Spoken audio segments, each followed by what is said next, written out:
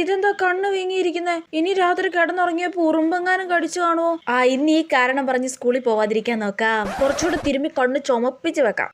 Set. കൊച്ചാ നീ എണീറ്റില്ലേ? എണീറ്റമ്മേ. വേഗം പല്ല് തേക്ക്. അമ്മ ഇത് നോക്കിയേ, കണ്ണ് വീങ്ങിയിരിക്കുന്നേ. ഉയ്യോ നോക്കട്ടെ, ഇതെന്നാ പറ്റി? അറിഞ്ഞൂടെ, രാവിലെ എണീറ്റപ്പോ കണ്ടതാ.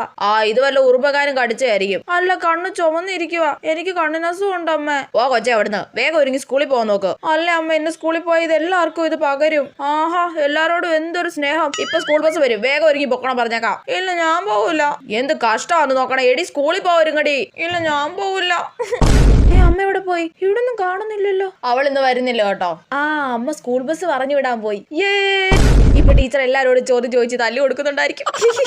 കൊച്ച വേഗം ഒരുങ്ങ്, ആശുപത്രി പോയി ഇഞ്ചക്ഷൻ വെക്കാം.